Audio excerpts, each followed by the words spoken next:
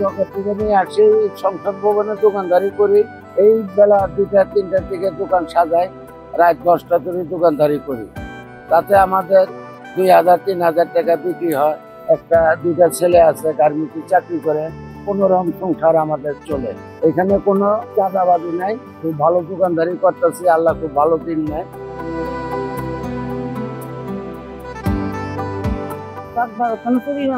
সংসদে বিক্রি করি, অত 2000-3000 এমনি করে বিক্রি হয়। আমি স্কুলে ছাত্র করতে বিক্রি করি আমরা 50 টাকা, 60 টাকা, 70 টাকা, 80 টাকা, 120 টাকা, 200 টাকা, 250 টাকা সেট এমনি বিক্রি হয়।